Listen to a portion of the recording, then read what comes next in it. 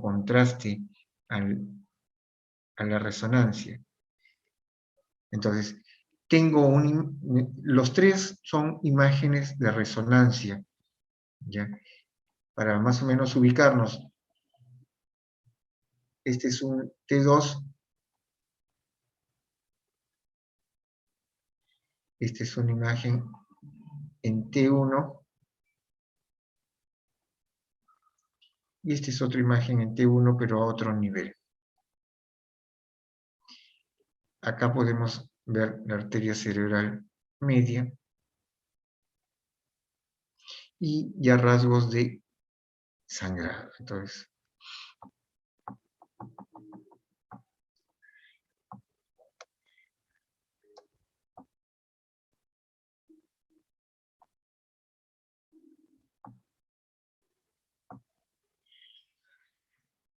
¿qué nos puede estar originando problemas de enfermedad isquémica? Por ejemplo, ¿qué tengo ahí? Un paciente con fibrilación auricular. Miren ese trazado, nada de ritmo, un desorden completo, un corazón que fibrila, pues es potencialmente un órgano que me produce coágulos constantemente. Acá vemos un ecocarotidio, donde podemos ver una imagen a nivel carotidio donde me está generando obstrucción del lumen. Miren, esta es la imagen. La luz del vaso debe de pasar por acá. Miren cómo obstruye, esta es la luz del vaso y acá hay una obstrucción. Entonces, el ecocarotidio debería hacerse. Esto es más que todo a nivel cardíaco, donde vemos el ventrículo izquierdo que nos está generando un shunt. No cierra bien la válvula y genera turbulencia. Esa turbulencia nos genera coágulos. Los coágulos viajan por torrente sanguíneo, salen por la aorta, vaso de gran diámetro, pasa por la carótida y de la carótida se reparte. Dependiendo del tamaño del coágulo es la complicación con el vaso sanguíneo que me va a estar dando. Entonces, tener en cuenta el conocimiento de la posible localización, lo vamos a tener con clínica. Si un paciente me viene, por ejemplo, con un cuadro de hemiparesia, hemianoxia, hemipoestesia y de yapa afasia, pues lo que yo debo de pensar que me está ocurriendo un síndrome de arteria cerebral media en el lado dominante. Si soy diestro, será en el hemisferio cerebral izquierdo. Lo contrario, y si no tengo afasia, pero ojo, si tengo una hemianopsia, tengo una hemiparesia y una hemipoestesia, o una hemianestesia, pues me está cogiendo región parietal, región frontal, y recorrido parte de lo que corresponde al recorrido del nervio, del segundo par, del nervio óptico. Entonces, puede ser en el lado no dominante, pero igual el territorio de la arteria cerebral media, tener en cuenta ello. Entonces, ¿qué es lo que debo de hacer? Estoy en emergencia, para variar me dejaron solo, se fue el asistente, me dejó el sello, ¿qué hago? Me llegó un paciente así, al menos hasta que lo llamen, y bien el paciente llegue, ver de que tengo una vía aérea permeable, que la presión esté conservada y una buena respiración, una buena circulación y una buena respiración. Mantener la presión arterial sistólica menor a 220, ¿se dan cuenta? Hasta 220, al menos las primeras 24, 48 horas. La presión diastólica menor a 120 y en tal caso considerar, si es que yo voy a hacer una trombolisis, bajarle la presión hasta un valor promedio de 185 la sistólica y la diastólica menos de 110. Siempre y cuando vaya a estar haciendo trombolisis. Recuerden que la posibilidad de sangrado cuando uno hace trombolisis está ahí, es un 5%, pero está latente. Mantener los valores de glicemia en valores menores de 180 y mayores de 70. Glicemia mayor, me voy a hacer trabajar más al cerebro, voy a hacer una sangre más espesa y voy a hacer de que el daño sea mucho mayor. Si es que la lesión está a menos de 70, o perdón, si la glicemia está a menos de 70, administrar estrozol 33 para mantenerlo, llevarlo a un promedio por encima de. No permitir que la temperatura suba más de 37,5. Esto me genera aumento en el metabolismo, así es que considerar esa posibilidad, que la saturación de oxígeno sea mayor de 94. Recuerden, una saturación baja me puede producir de que el paciente tenga mayor daño a nivel cerebral. Mantener una hidratación. No se aconseja dar soluciones hiperosmolares, o sea, no dar destroza, preferible cloruro de sodio al 9 por mil. Considerar el uso de antiagregantes en dosis altas, como el ácido acetil salicílico a dosis de 160 a 325, o el clopidogrel a dosis también de 300, y mantenerlo a dosis de 75. El ácido acetil salicílico, de ahí de las dosis de ataque, mantenerlo a dosis de 80 a 100 miligramos. El uso de estatinas en los inicios más tardíos no es inmediato, como una acción más antiinflamatoria, pero en dosis que vayan de 40 a 80. Dar dosis de 10 o de 20 no tiene el efecto que se necesita, eso es más como hipolipemiantes. Entonces, el uso de estatinas estaría más consignado para el uso más tardío como un evento protector. Entonces, hasta ahí yo actúo con mis pacientes. Lo otro, ¿cómo diagnostico? ¿Qué sé? ¿Qué clínica va a traer el paciente?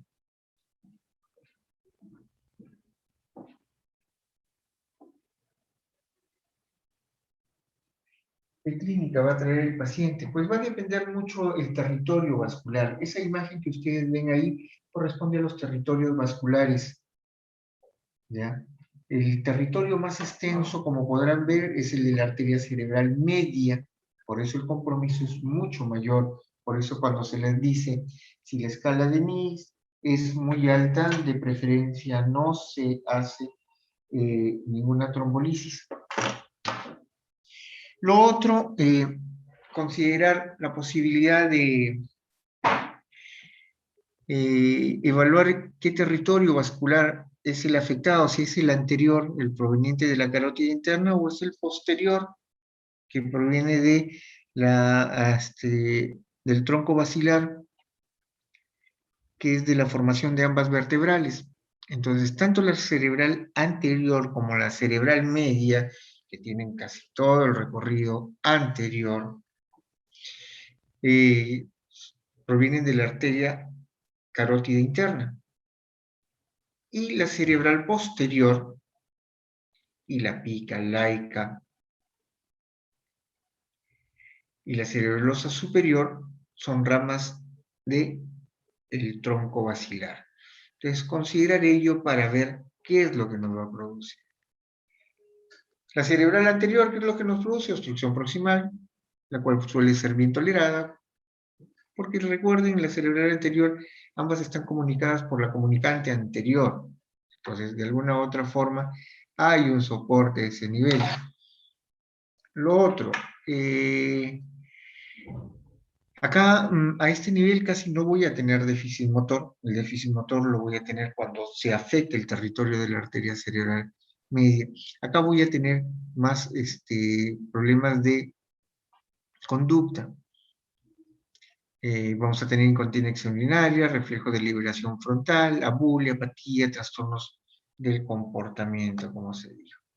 En la arteria cerebral media, lo que corresponde a hemiplegia, semianoxia, homónima, o sea, un solo campo visual está afectado, o es el campo visual derecho, o es el campo visual izquierdo, dependiendo de dónde fue la lesión.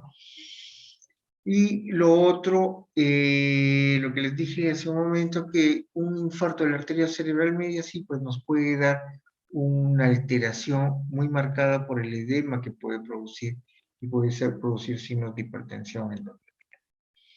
Entonces, ello lo que respecta a enfermedad cerebrovascular, cuando es a nivel del territorio silviano superficial, cuando es a nivel del territorio silviano profundo. Esto es más que todo clínica y parte de lo que es la semiología vascular. ¿Hasta acá alguna pregunta? De lo que ustedes han visto en la ponencia de la doctora Segarra, ¿hay algo que les haya llamado la atención o algo que no se entendió? Bueno, entonces, Doctor, en caso de que la saturación baje un poco por debajo de 94, ¿está indicado un soporte oxigenatorio o no? por supuesto que sí. O sea, cuando decimos de que, así como hablábamos de que la glicemia debemos de mantenerla menor de 80 y por encima de 70, si es que está por debajo de estos valores, le doy destroza el 33. Si está por encima de 180, comienzo a trabajar con mi escala móvil, pero por eso también hidrato, ¿ya? En tema de la saturación, si la saturación tiende a bajar, pues le daré suplemento de oxígeno con cánula. No está yendo bien con cánula, le daré con Venturi. El paciente se me sigue deteriorando, lo intubaré, ¿ya? Son más que todo medidas de soporte. Y si la presión se disparó más de 220, que puede darse. Si se disparó más de 220, pues ahí tenemos el labetalol. En algunos lugares hay enalapril endovenoso, no lo tenemos en nuestro lugar. Pero con el labetalol podemos manejarlo. Lo otro, si un paciente es hipertenso, usted me está diciendo que no le demos su medicina por la presión. No, no, no. Lo que yo he dicho, si es que un paciente me viene con presiones altas, debo de manejarlo hasta 220, no darle más de. Pero ¿qué es lo que primero que hacen? Le ponen captopril debajo de la lengua y ¡fum! Se la vinieron abajo. ¿Qué hicieron? Disminuyeron la perfusión cerebral, siendo esa área de penumbra la que entra ya a dañarse por esta situación. Entonces, ¿qué es lo que debería de hacer? Si él es hipertenso, que siga tomando su medicina para la hipertensión. Pero faltaron otras cosas, otros detalles. ¿Lo dejo sin comer? No. Si es un paciente que está despierto con algún déficit y tiene su reflejo nauseoso intacto, después de 24 horas yo le puedo dar, puedo alimentarlo. Tiene alteración con el reflejo nauseoso, le pongo sonda y lo alimento por sonda. Doctor, por si acaso yo he visto de que cuando llegan a emergencias de frente les ponen antibiótico. ¿Cómo hacemos? No, no le pongan. El antibiótico no se pone por si acaso. El antibiótico se pone porque se necesita. Sí, pues voy a comentarles una experiencia recién llegada de neurológicas y me llamó la atención, ¿no? Todos los que estaban, entonces me acerqué al colega, me dio que es incómodo, el internista, es internista porque no muere. Me dio que se incomodó, ya después con el tiempo conversamos un poco más y me dio la razón.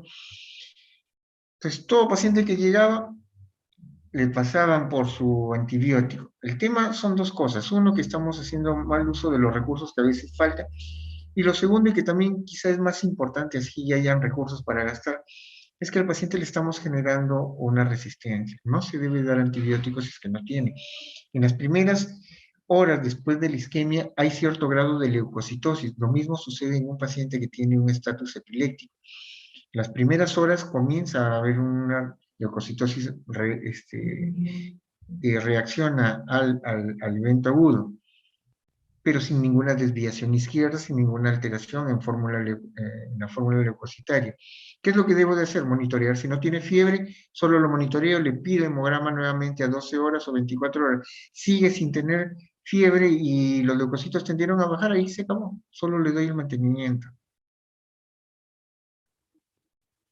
También pedimos placa de rayos. Pacientes que dicen que nunca tuvieron y lo encontramos con presión alta y vemos que en la placa de tórax hay una silueta cardíaca aumentada, producto de una hipertrofia ventricular, pues este paciente ha sido hipertenso hace tiempo y por gracias de Dios no le pasó algo antes. Entonces, ese paciente debe de salir con su tratamiento antihipertensivo. ¿ya? Entonces, ese tipo de detalles es lo que debemos de estar viendo cada vez que tratamos a un paciente con,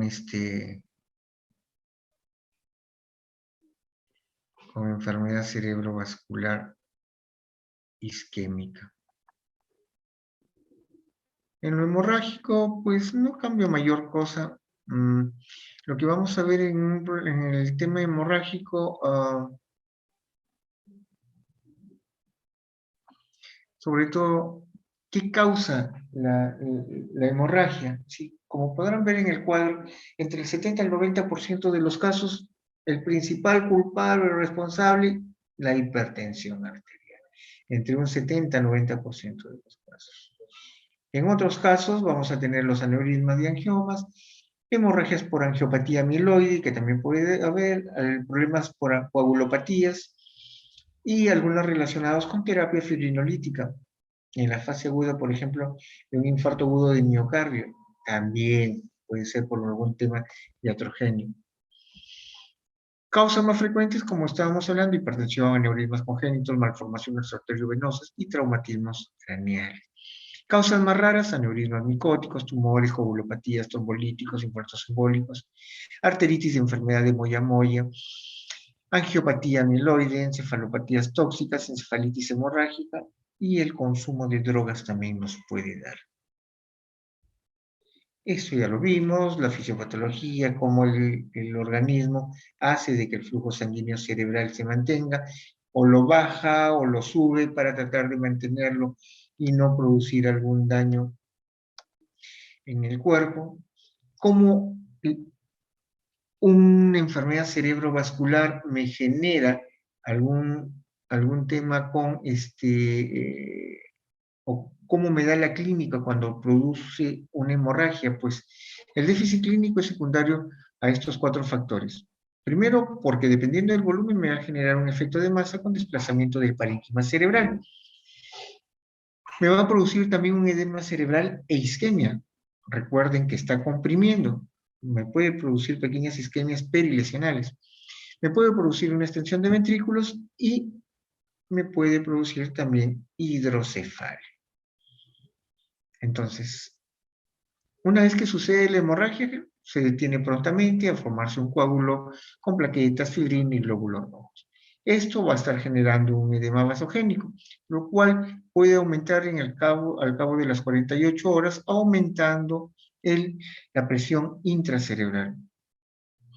El volumen de hemorragia y edemas se reduce a partir de la segunda semana con formación de macrófagos de hemosiderina.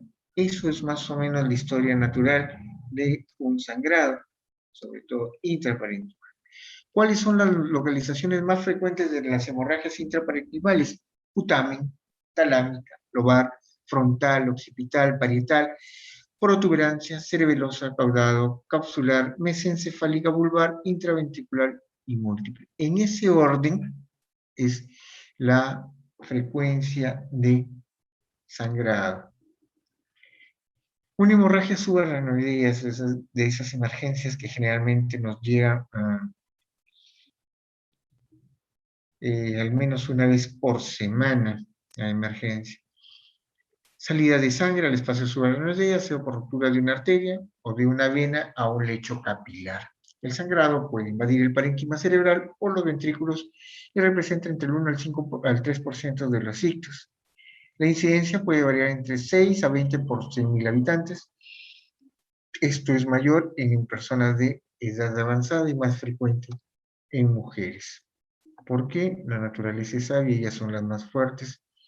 Así es que todo lo soportan, todo lo pueden.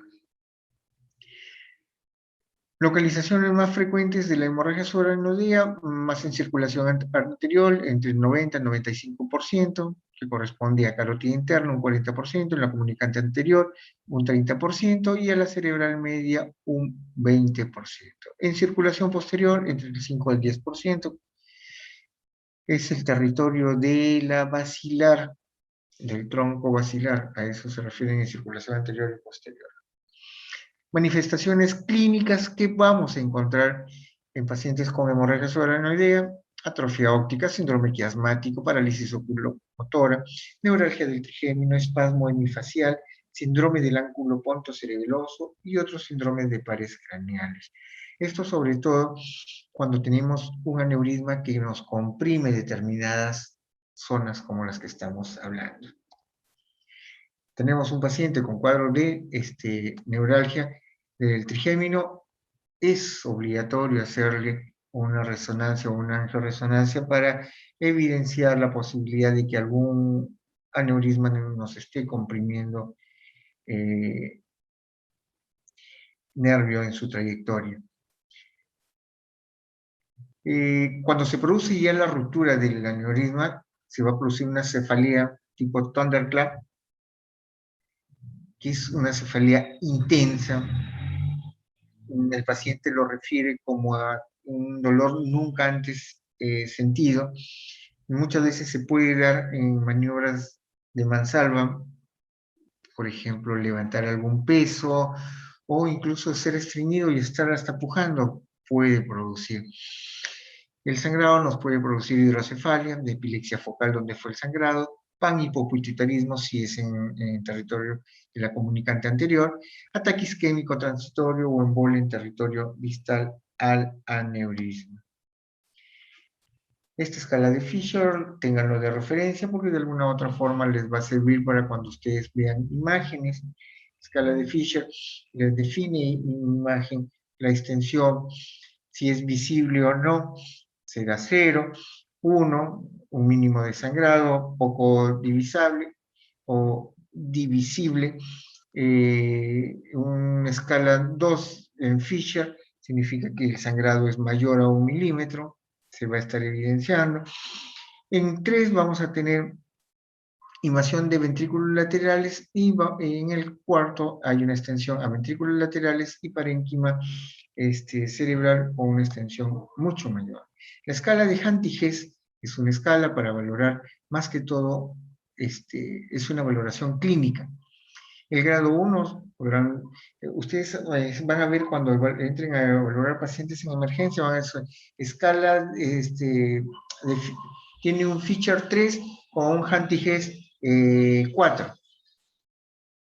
Pues 3 con un Hantighes en 4, el pronóstico pues no es tan bueno. Y si les dicen un Hantighes que está en grado 5 con un Fisher 4, pues las posibilidades de mortalidad son altísimas. El pronóstico es malo.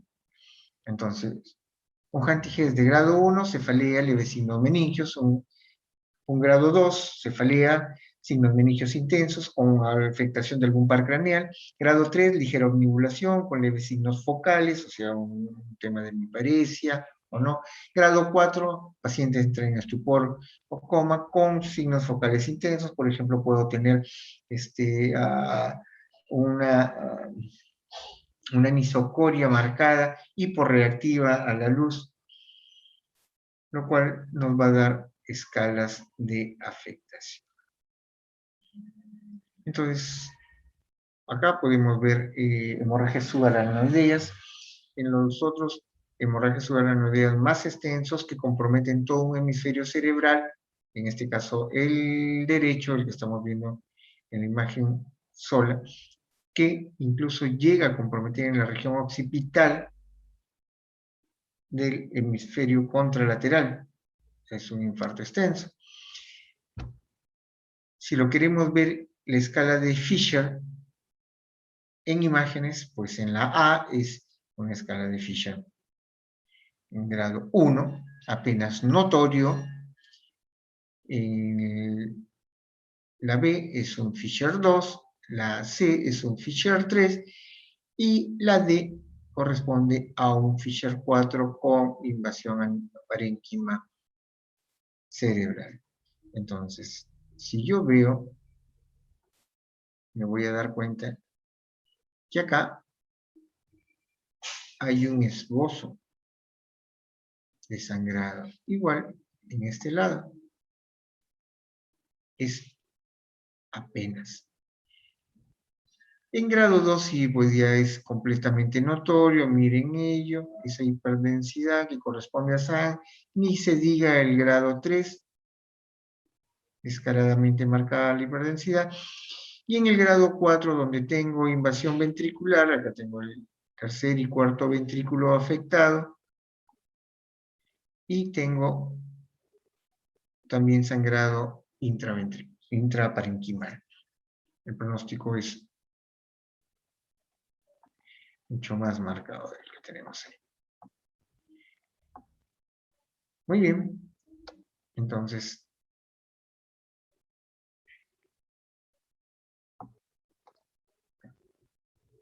los pacientes con sospecha de ictus requieren una urgente evaluación, tan igual como se vio en pacientes con isquemia cerebral. Lo que debemos de estar considerando específicamente cuando ya tenemos un paciente con afectación hemorrágica, el control sobre todo de presión arterial. ¿Ya? Acá tenemos un paciente con una hemorragia en imagen de resonancia con evolución. Miren, acá les está poniendo, son 14 días de evolución. Ya vemos una imagen donde se resolvió el sangrado y tenemos una absorción de la lesión ya mayor, pero dejándonos una secuela. Cuando hay sangrado, hay separación a nivel de sustancia blanca. Eso también genera déficit, ¿ya? Una angiopatía amiloide, miren cómo se ve. Los tiempos, bueno, como vamos a ver en imágenes, eso no es tan importante ahorita para ustedes, porque eso lo van a ver en su rotación. Vamos a ver pequeñas hemorragias intracerebrales que lo estamos viendo acá con esas imágenes puntiformes, oscuras, llamando específicamente imágenes hipointensas de microsangrados.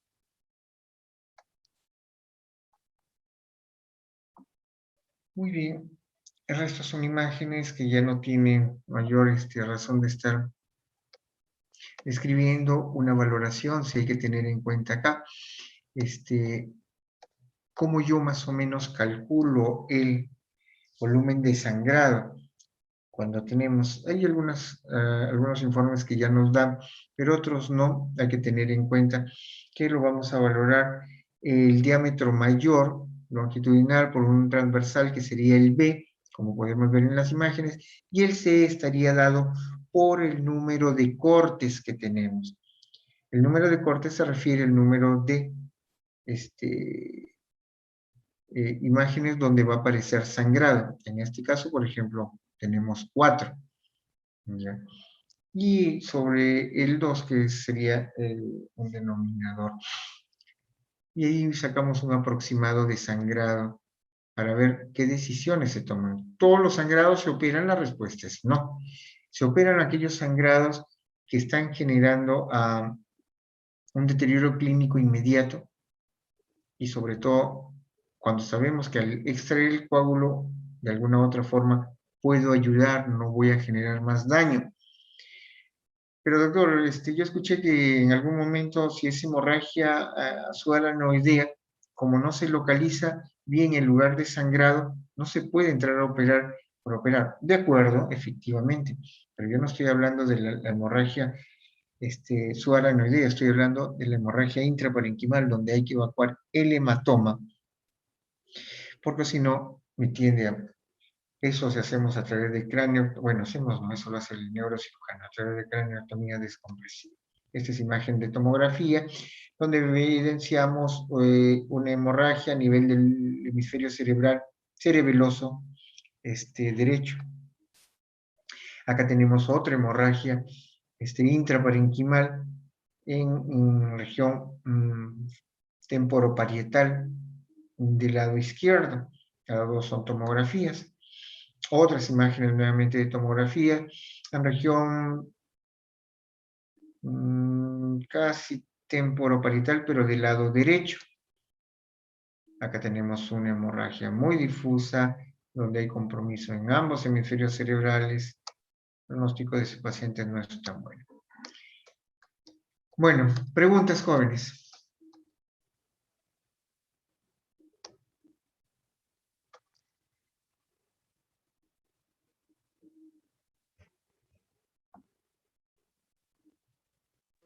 En estos casos está indicado una punción lumbar para saber si es que el líquido cefalorraquídeo sale sanguinolento, doctor.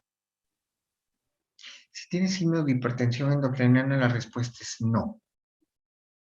Si tienes imágenes como las que estás viendo, así sea tu resonador, tu tomógrafo bien recontramalo de 8 cortes nada más, pero ya ves si hay hiperdensidad, no hay necesidad de que estés punzándolo. Antes,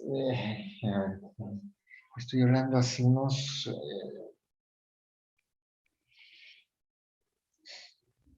20, hace unos 35, 30 años atrás, tomaban radiografía y la clínica mandaba cefalea de inicio súbito, le hacían la evaluación, tenía rigidez de nuca. Ahí nuestra clínica más la punción nos ayudaba. Pero si ya tengo una imagen de tomografía como la que estoy viendo allí, o así sea como la anterior, donde se mostró un Fisher 1 que apenas se insinuaba, pues ya no hay necesidad de punzarlo. ¿Ya? No hay necesidad de punzarlo. Allí sí es prioritario hacer imágenes, sobre todo si tengo. Doctor, y si me voy para San Martín, tiene tomógrafos de hospital. ¿Le vas a hacer en el centro de salud? Pues ni loco que fueras, no le vas a hacer. Porque para comenzar no creo que tengas aguja de punción lumbar en el centro de salud. Y segundo, ya le haces la punción, ¿en qué le vas a ayudar?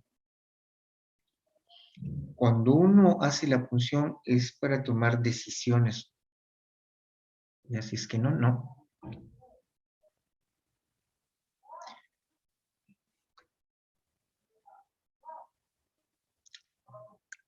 ¿Alguna otra pregunta más? Entonces, esto pónganlo en práctica, porque les puede servir para ustedes o para su familia.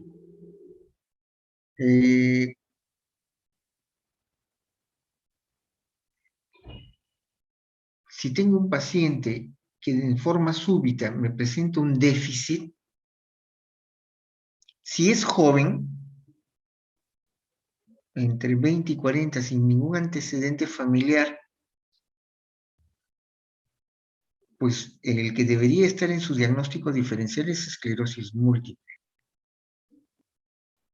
pero habiendo descartado todo problema vascular. ¿Ya? Si es entre 40 a 60 y más, lo que va a la cabeza es SB, o enfermedad o una etiología vascular. ¿Debo de actuar inmediatamente? Sí. Si se dieron cuenta, hay muchas cosas que yo lo puedo hacer. Monitorear lo puedo hacer. Mi glucómetro lo tengo. Mi tensiómetro lo tengo. Yo mismo he sido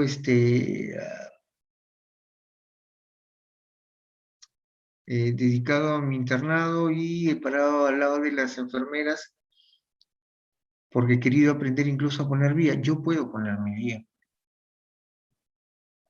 Yo puedo monitorear, pasar, tomarle la temperatura, lo sé hacer, me lo enseñaron en el primer trimestre, sobre todo cuando llevaron sus control de funciones con sus doctores de primer nivel de atención. Entonces lo pueden hacer, no hay nada difícil. Y lo otro, mucho cuidado con estar bajando la presión, sobre todo en los momentos iniciales del inicio del cuadro. ¿Sí? Muy bien, creo que están cansados, no los culpo. Total, yo entré tarde, las disculpas nuevamente del caso. Pero ténganlo en cuenta cuando alguien en forma súbita tiene un déficit. Lo primero que se les debe de venir a la cabeza, descartar una enfermedad cerebrovascular. Un abrazo, jóvenes. Dios mediante, nos vemos la próxima semana. Que tengan buenas noches. Muchas Muchas gracias, gracias, doctor. doctor. Gracias, doctor. Hasta luego. Doctor. Buenas noches, jóvenes.